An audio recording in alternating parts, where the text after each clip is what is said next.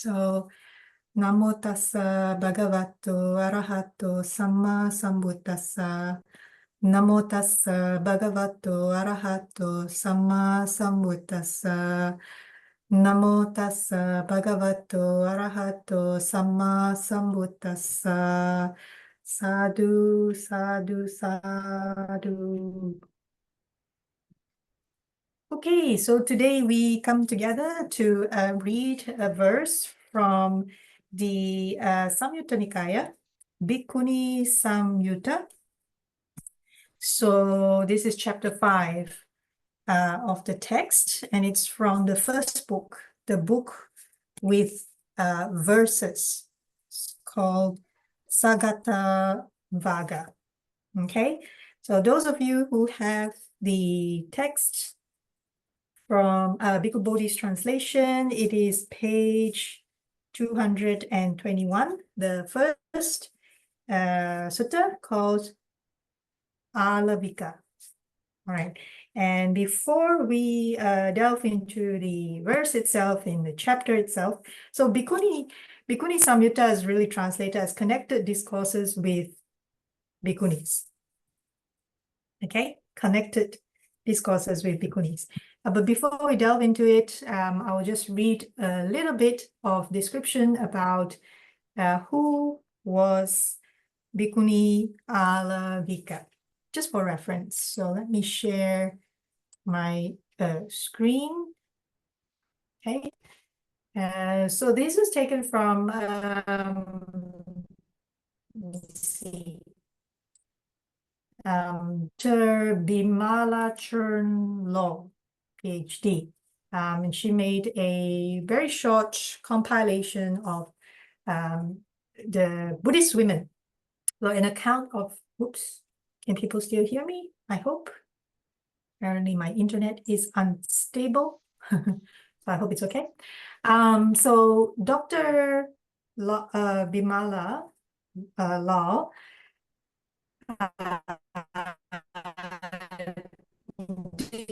this compilation of an account of early Buddhist texts, okay, and yeah, the account will show that women were not a negligible factor in the ancient Buddhist community of India. Okay, so I thought it would be a nice complementary read to what we're going to read from the Bhikkhunisamyutta. So, who was Alavika? Actually, her name was Sela. All right. And Sela was born in the kingdom of Alavika as the king's daughter. And that's why she was known as Alavika. So one day, while yet a maid, she went with the king and heard the master preach. She became a believer and lay disciple. A few days after, she took orders and performed the exercises for insight, the practices.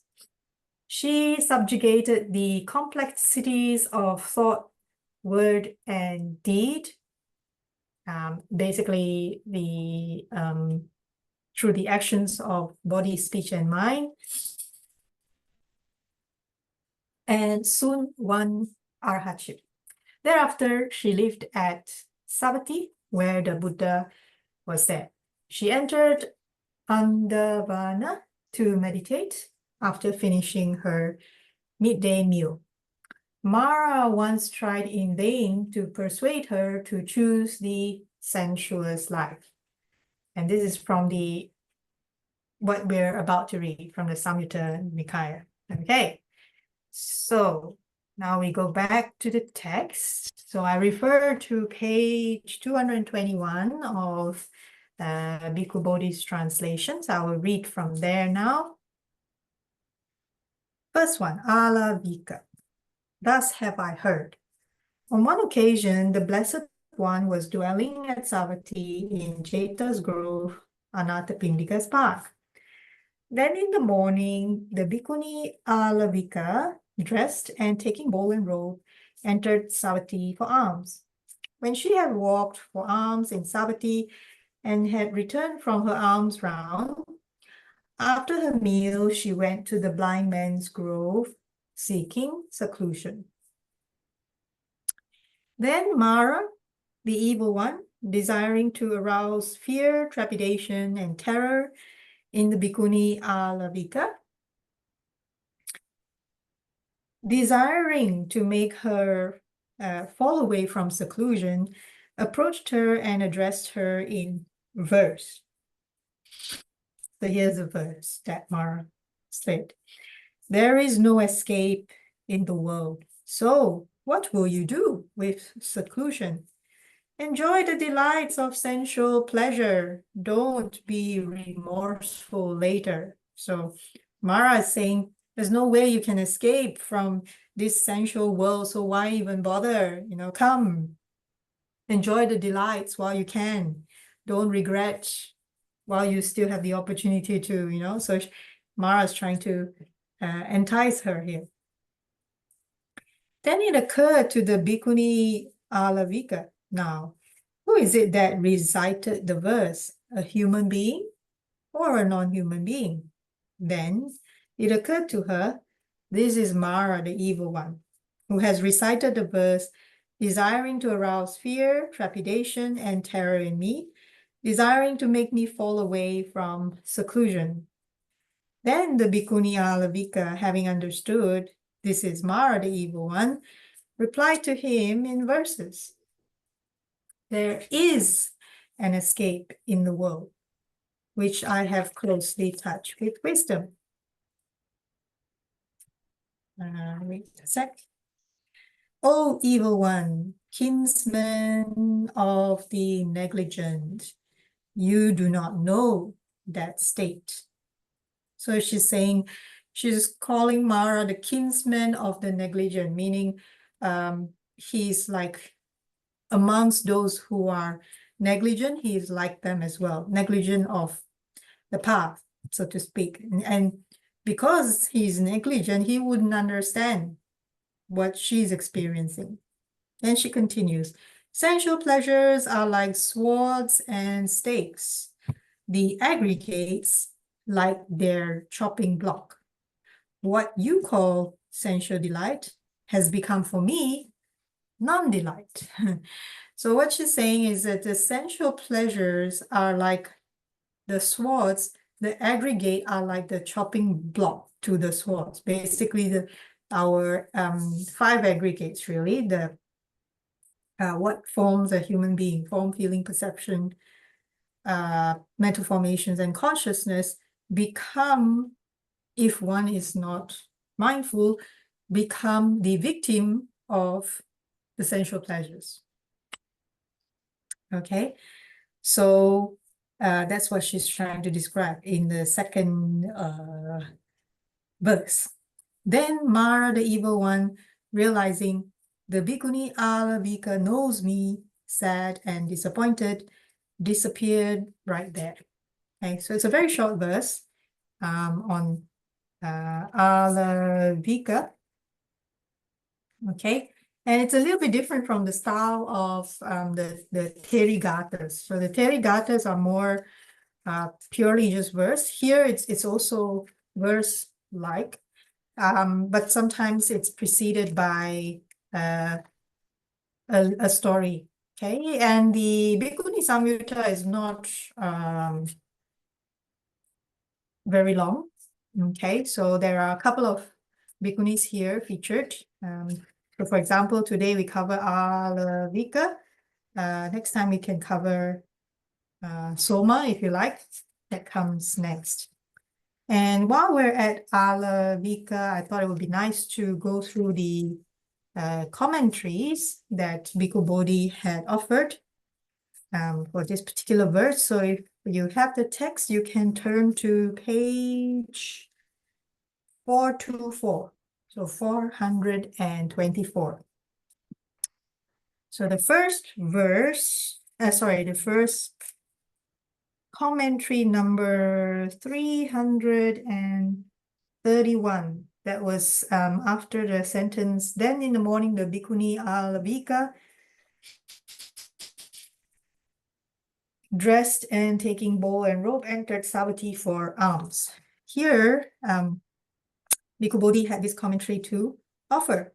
This does not ascribe any verses to, sorry, Therigatha does not ascribe any verses to a bhikkhuni named Alavika, but two of the verses in this sutta are to be found among Sela's verses. So in Therigatha, there's some verses attributed to Sela. So here in the description we read earlier from Dr. Law is also the same reference, okay?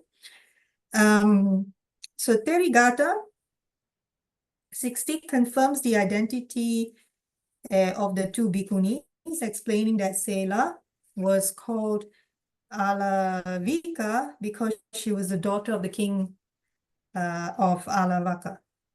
Okay, so here it says the daughter of the king of Alavika, there the kingdom of Alavi. Anyway, it's most likely the same kingdom. She heard the Buddha preach and became a lay follower. Later, she took ordination as a nun and attained arahatship. Okay. Then we have another commentary, number 332 on the next page, and it's following when she had walked for alms in Savatthi and had returned from her alms round after her meal, she went to the blind man's grove seeking seclusion. So here, the commentary say SPK. So SPK, for those who are interested, if you flip to page in the preface, page 15, it says many of the notes are drawn from the Pali commentaries on Saṁyutta Nikāya, of which there are two. One is the authorized commentary, the Saṁyutta Nikāya Attakatta, also known by its proper name, the Sarattapakasini, abbreviated SPK, which is the elucidator of the essential meaning. Okay, and this is ascribed to the great Buddhist commentator Acharya Buddhaghosa, who came from South India to Sri Lanka in the 5th century CE and compiled the commentaries to the canonical text on the basis of the ancient Sinhala commentaries that had been preserved at the Mahavihara in Anuradhapura. So those of you who are interested can read more on that. That's in the preface. So now we go back to, sorry, I'm going back and forth a little bit, but going back to the commentary, explanation, or notes that Bhikkhu Bodhi had offered. So SPK, which was the, I'll read again, Saṁyutta Nikāya Attakatta, which is the authorized commentary, explains the origin of the name, Blind Man's Grove. So after the parinibbana of the Buddha Kassapa, which was the Buddha before, a lay disciple named Yashodhara, while bringing money to build the Chaitya temple for the relics or stupa, was ambushed there and blinded by 500 thieves. Because Yashodhara was a noble disciple, the thieves straight away lost their own vision as an immediate karmic result. Now, this is how the story goes anyway. They continued to dwell there, and thus it became known as the Blind Man's Grove. Bhikkhus and Bhikkhunis went there for seclusion. It was about 3 kilometers south of Savatthi and was protected by the royal guards. Okay? Then there is another note, note 333. So this is connected to the verse where she said, there is an escape in the world which I have closely touched with wisdom. O evil one, kinsman of the negligent, you do not know that state. So the notes that Bhikkhu Bodhi offered here is saying, strangely, this verse, the appropriate response to Mara's taunt, is not found in the Therigatha. And the escape, Nissarana, here is referring to Nibbana. And with wisdom, Panya, with reviewing knowledge. The other commentary suggests the intention is how much more then with the knowledge of the path and fruit. So here I got a little bit confused with the notes, and also notes 334 here. Also, I am a little bit confused, but my guess is that it is in relation to the Bhikkhuni, Alavika, trying to explain the state of non-sensual delight. Okay. Anyway, the other thing I found quite interesting, so I covered the notes, covered the verse, covered what SPK meant, which is the authorized commentary. One thing I found I kind of stumbled upon was in the general introduction. What Bhikkhu Bodhi offered in the general introduction. So those of you who have the text, page 21, second paragraph, where he talks about what the word Saṁyutta means. So maybe someone else had already explained this and I might have missed it, but it was kind of like the first time. Well, for me, I felt. Maybe I've heard of it before and I forgot. So I'll read from the second paragraph. Of course, this is what Bhikkhu Bodhi offers, yeah? As a source of Buddhist doctrine, the Saṁyutta Nikāya is especially rich, for in this collection, it is precisely doctrinal categories that serve as the primary basis for classifying the Buddha's discourses. So you will notice the Saṁyutta Nikāya is classified into like books. So for example, what we just read is the first verse in the collection or connected discourses of the Bhikkhunis. And then that actually forms part, it's actually chapter 5, if you want to think of it that way, of a series of connected discourses in a book of verses, which is the first book. And then there are many, many books, and that's why the text is so thick. Okay. So you have book 1, book 2. And in some of the talks that were given prior, if you go through the YouTube channel, Samatha Vipassana Trust channel, quite a number have been covered on the Bojjhanga Saṁyutta, which is, let me see, Bojjhanga Saṁyutta.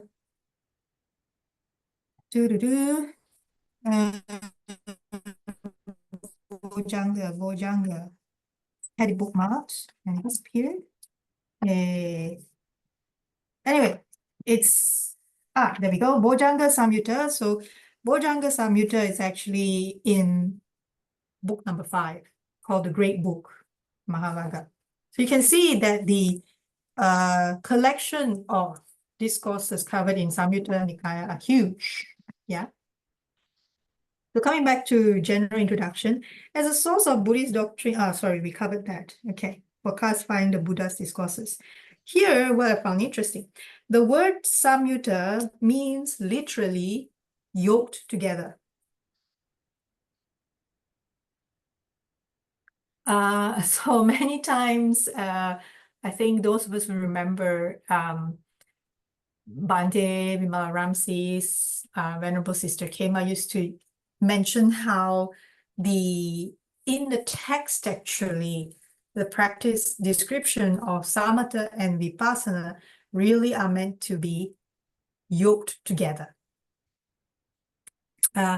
So here, what Bhikkhu Bodhi is saying is the word Saṁyutta itself actually means literally yoked together. So Saṁyutta means etymologically related to our English word yoked, and Sam is a prefix meaning together. So here he further explained the word occurs in the suttas themselves with the doctrinally charged meaning of fettered or bound. In this sense, it is a past participle related to the technical term samyojana or fetter, of which there are 10 that bind living beings to samsara, the round of rebirth.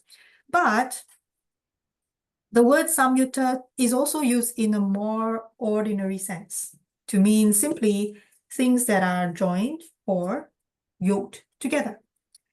As when it is said, suppose, friend, a black ox and a white ox were yoked together by a single harness or yoke. This is the meaning relevant to the present collection of texts. They are suttas, discourses ascribed to the Buddha or to the eminent disciples, yoked or connected together. And what connects them, the harness or yoke, are the topics that give their titles to the individual chapters, the Saṁyuttas under which the suttas fall.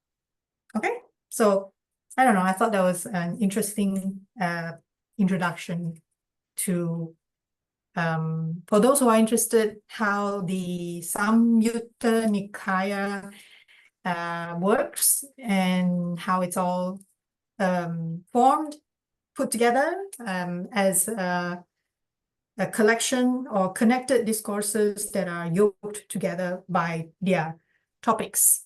Okay, not sure if that's helpful. Those of you who dialed in today, it will be helpful for me to know if it was helpful for you. Was it helpful Yes, for you? it's very interesting, May. Thank you. Yeah, I kind of found it as a different way of, I kind of stumbled onto it actually last week.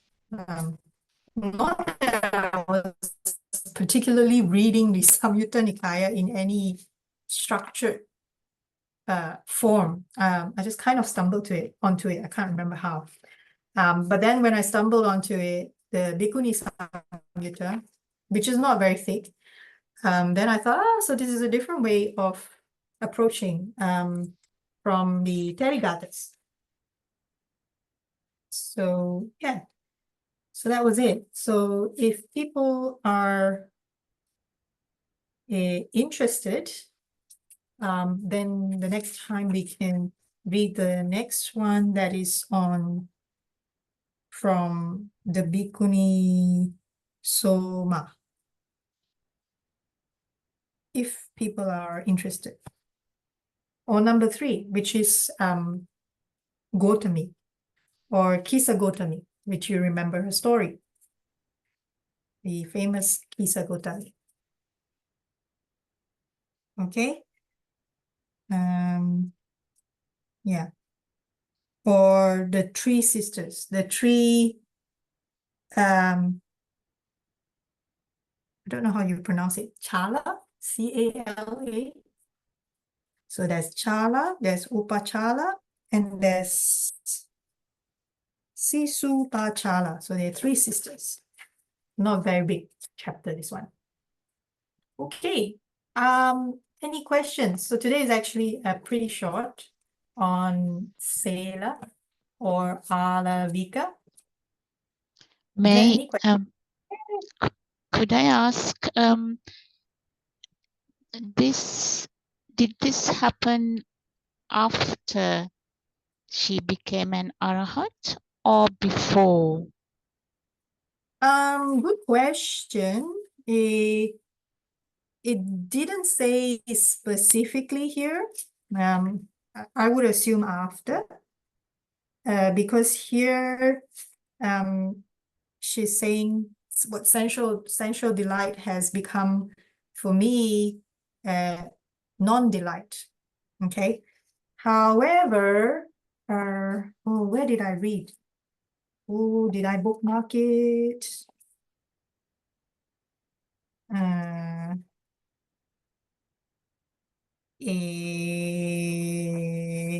give me one sec.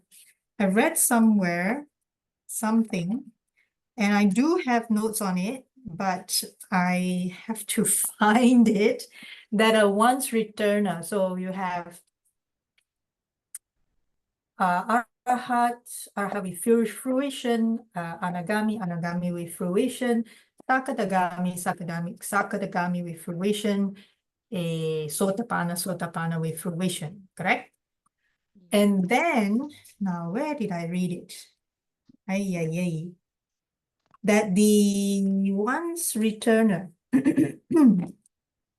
once returner may still have lust. Basically, lust is the hindrance related to sensual desire, yeah, greed, lust. It does come occasionally, but it is fleeting. Now, if you will allow me to find it, if I can find it, did I? Sometimes you have, I do have a lot of bookmarks. Here we are. Okay, so this was actually interestingly note number 331 as well, but from the great book, number 5, Mahāvāga, same, Saṁyutta Nikāya. And here the commentary says the diminishing of lust, etc., should be understood in 2 ways: as arising infrequently and as lacking obsessive force. Here's trying to suggest how lust could arise, 2 different ways. 1, arising infrequently, occasionally, or lacking obsessive force. Okay, so I'll read that sentence again. Sorry. The diminishing of lust, etc., should be understood in 2 ways: as arising infrequently, that's the first way, and as lacking obsessive force. Obsessive force is kind of like, being really clean. For in once returners is, correct me if I'm wrong, Brother Sachinji, it's the Sakadagami? Yeah, it is Sakadagami, yeah. Yep, great, thank you. So for in once returners, lust, etc., do not arise often as they do in worldlings, worldlings, but only occasionally. Oh, I love the word, not me, sorry. Rephrase. Someone I know once said that he liked the word putujana in Pali. Putujana refers to worldlings, yeah. So for in once returners, lust, etc., do not arise often as they do in worldlings, but only occasionally. And when they do arise, they are not thick, as in worldlings, but thin, like a fly's wings. So we all know how thin a fly's wings is. So very thin when they arise. This world is the sense sphere world.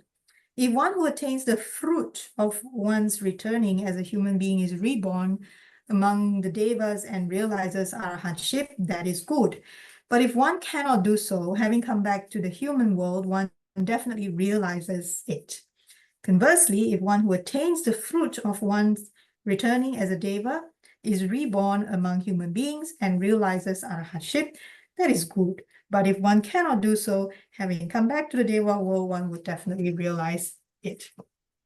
So, sorry I went big round the bush, but the very frank answer is I honestly do not know whether she, at the point of exclaiming this, was already an arahat or was one of the an anagami or sakadagami. I'm not sure. But what is clear, I guess, is that she is very confident that there is a world or there is a path that leads to not being overtaken by sensual pleasures. and that she's very clear, not just through a intellectual knowledge, but she's very clear through experiential knowledge that there is a path that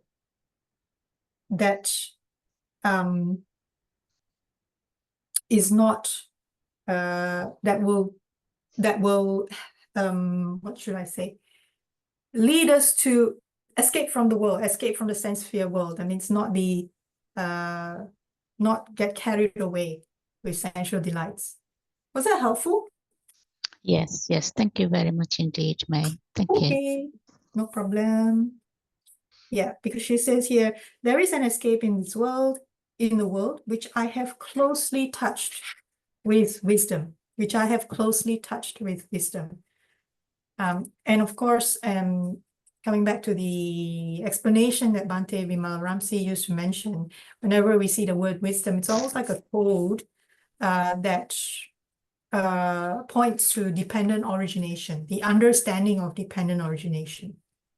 So what it's trying to say here is when she exclaims, which I have closely touched with wisdom, would most likely explain that she had direct experiential knowledge on the understanding of how dependent origination works. Does that help? Yes, that's great. Thank you. Okay, great. Anyone else like to offer any comments, questions, anything before we end?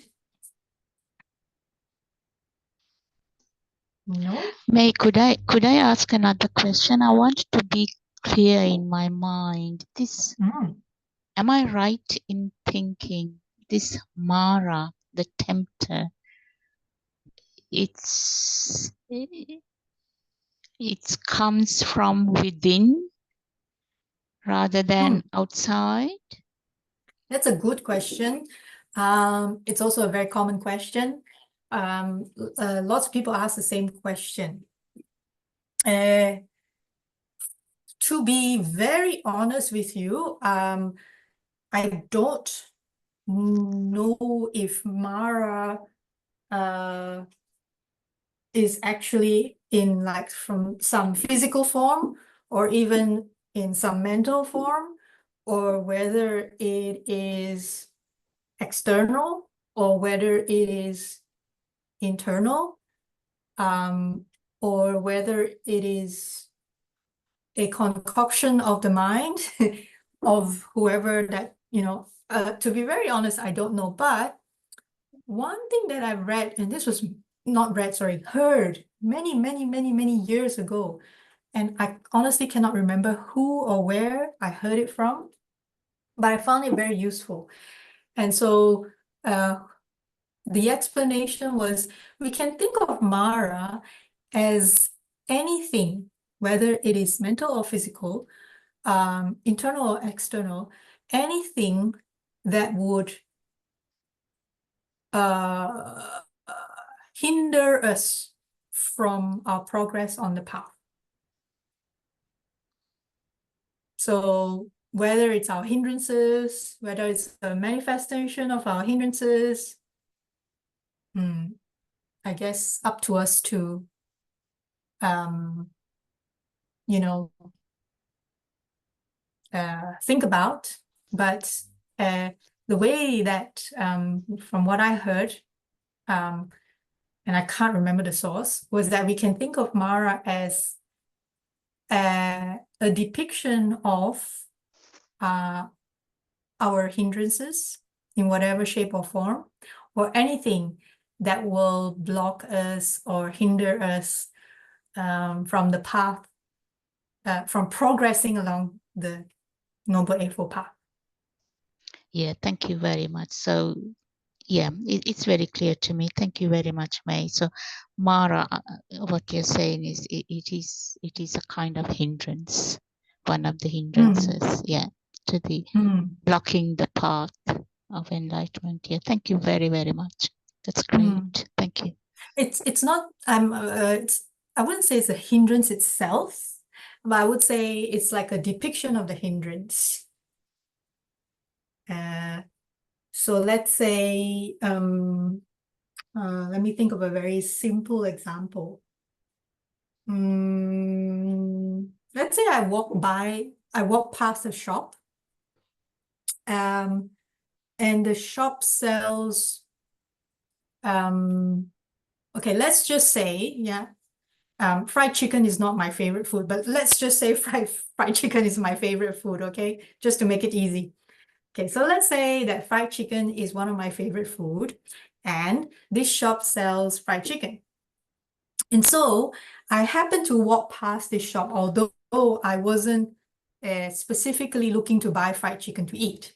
And because I was walking past the fried chicken shop, and because fried chicken is one of my favorite food, and I have strong tendency for it, as I smell it, past it, that smell will invite me to want to go into the shop, and if not buy, at least go and explore what kind of fried chicken they're selling. And so the odor itself and my nose and, okay, so I'm trying to think. So nose, odor, and nose consciousness are not at fault here. So the nose, the odor of the fried chicken, and my nose consciousness are not at fault. So the three that come together, nose, odor, and nose consciousness, when they come together, it's contact. And from contact, you come feeling, and then feeling, you lead to craving. Now, that's the very brief description of part of the dependent origination. So where is that? What is that for? Where did the problem start, so to speak? So I'm inviting discussion here. So if I say the nose, which is the part of the body, the odor coming out from the fried chicken and the nose consciousness that, the nose consciousness, none of these are at fault, then where did the problem start?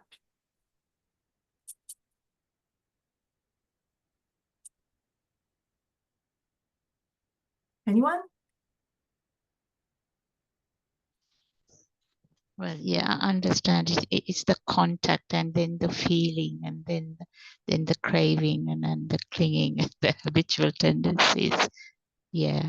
Thank you very much, May. But as Venerable Sister Kema used to remind us a lot of times, the contact and the feeling really is not at fault as well, because that's part of being a human being. As fully functional human beings, so to speak, we need that in order to, how should I say? I said this to one of my students earlier, and I was using it to teach music.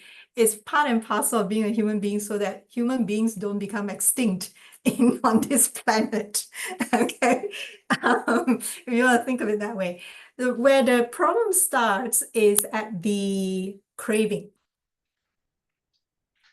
So from contact, feeling, craving, from craving leads to clinging. The point where the problem starts is the craving part. I like it, I don't like it.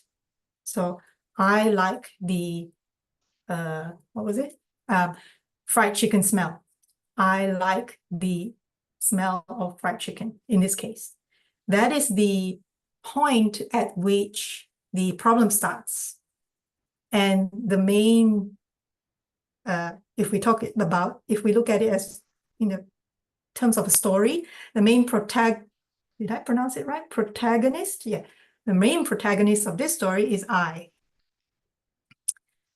So the I like the smell, the very fact that there's an I like the smell of the fried chicken is the source of the problem. Now, the Buddha discovered this, of course, And he also discovered that out of the 12 links, or 7 links, however you want to see it, of dependent origination, the link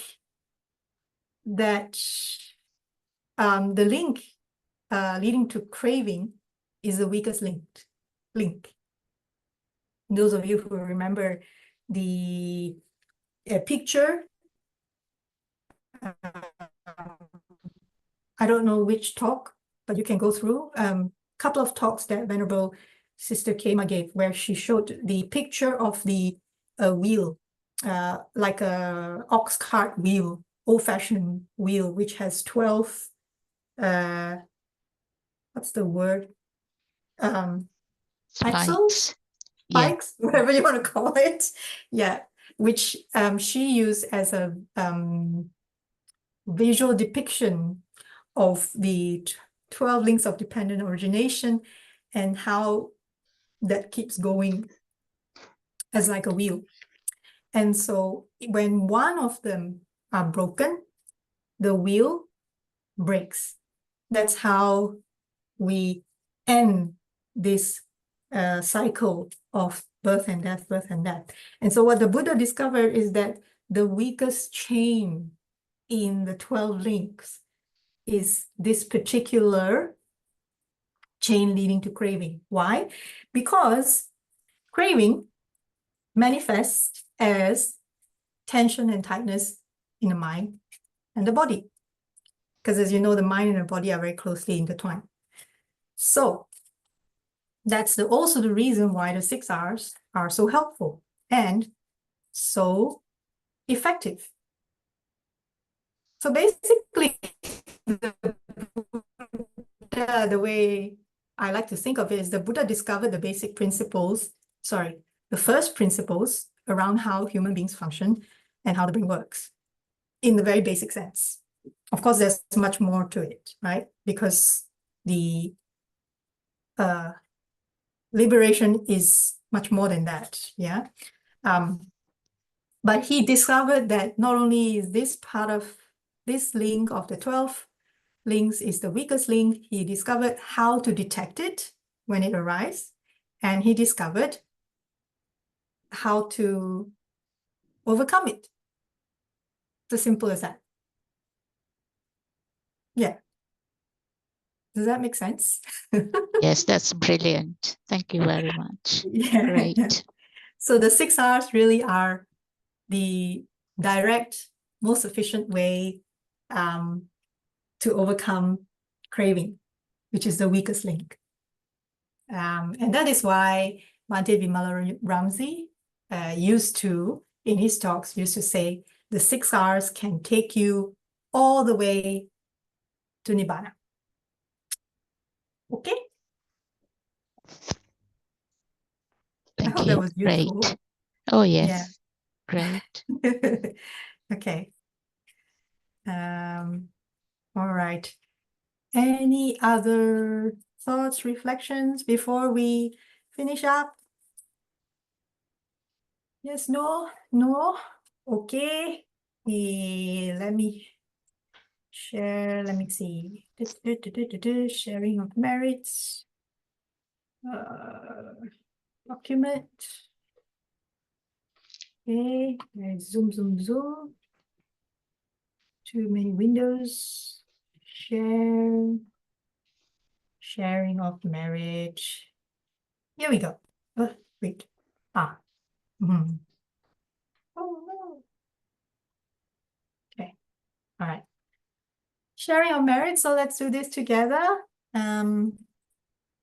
Especially if it was helpful to you today. Then it's always a good opportunity to share merits. Okay, so let's do this together.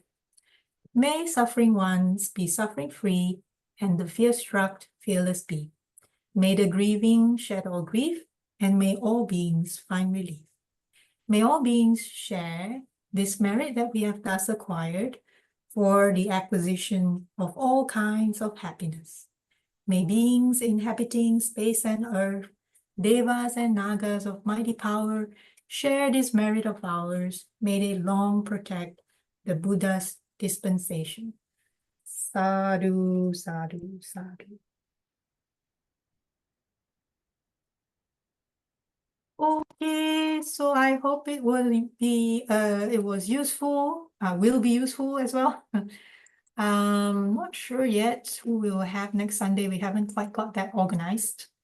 But if anyone of the twin guides would like to volunteer, that would be great. But we'll try to arrange something. And if anyone has any topics, yes, I know, Nanda, it's still the back of my mind that you asked for some, you mentioned some topics.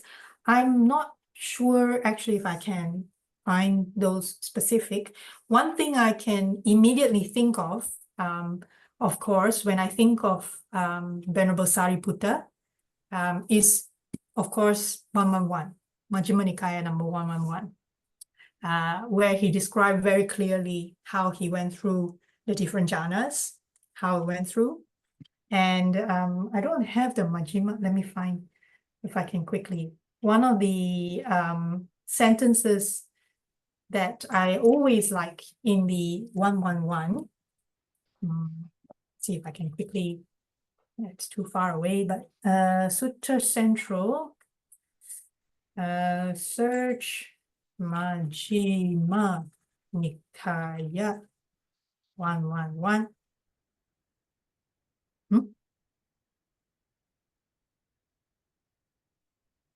Okay.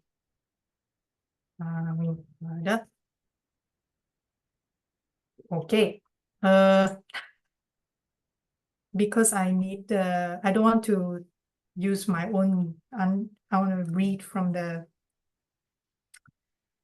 it's not very, give me one sec. Let me go and grab the text.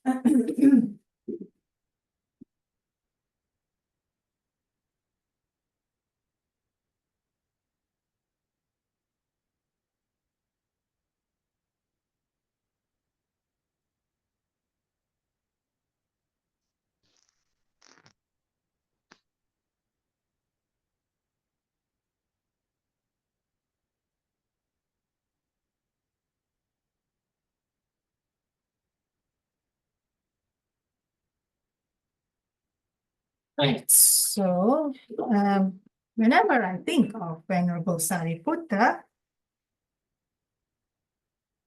I always think of two things I associate with Venerable Sariputta. The first one, of course, is Majjhima Nikāya 111, which is basically the map with what do you call that? Jhanas. Yeah, which is like a map with what do you call landmarks? That's the word. Landmarks and how the map looks like. Okay. So what was the sentence I liked? And this is of course just my personal reflection. Every time he experienced a certain state, he would say,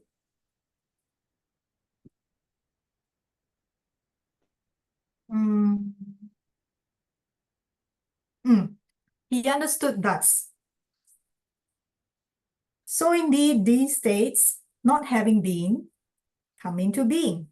Having been, they vanish. That's really nice because that clearly describes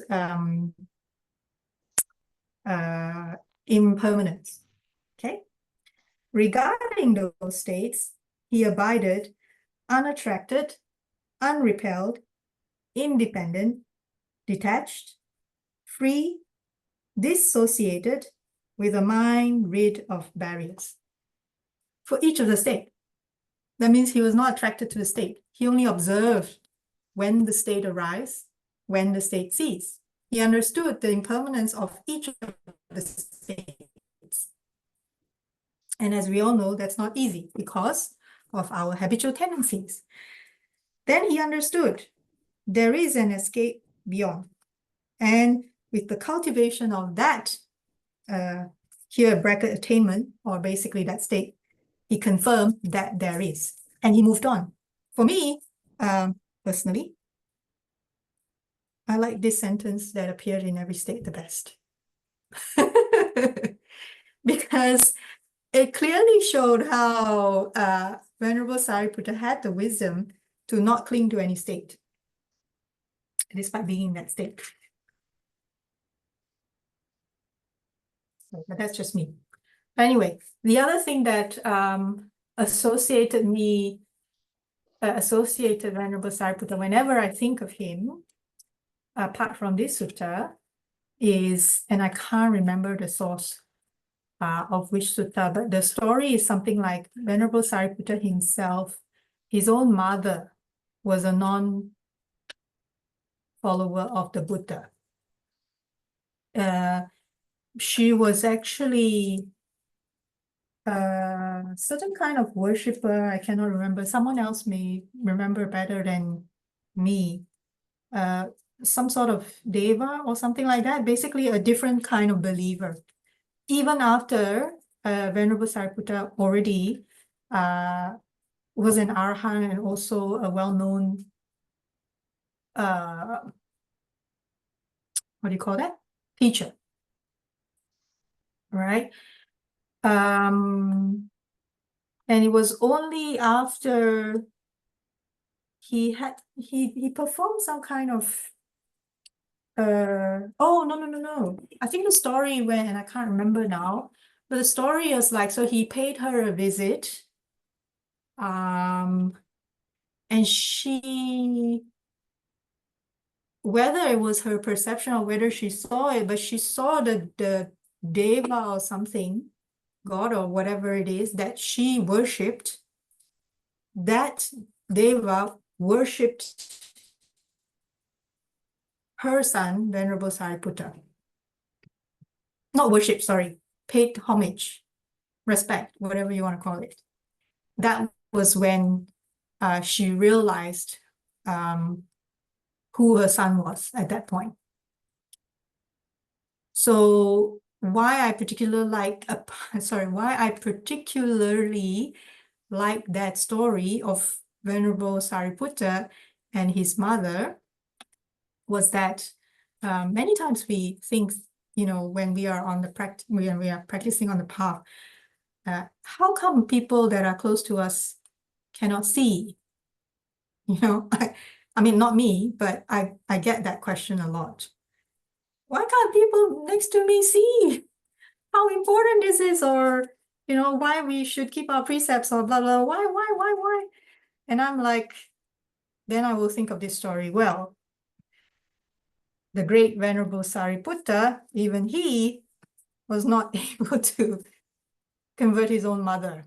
So what more can we say about us Puttujana? Okay. So I better end there because it's getting late. But was that helpful though? Yeah, that's great. Thank you very much. Okay. All right. So yeah, I'll see if I can find some more. I don't think I was able to find a lot about Megara. But yeah. And then Moggallana, I'm sure there are many stories about Venerable Moggallana. In fact, Chala, the three sisters from the Bhikkhunisamyutta, I can't remember whose sisters they are. That's the thing. There's so many sources, so many texts, and then what I should develop as a habit is once I read something interesting, I put it on, I note it down somewhere, because it's like, okay. Anyway, I better stop now. It's getting late. So thank you, everyone, and we'll see what we come up with next Sunday. Okay. Bye-bye. Thank you very much. Bye-bye to you, May. Bye.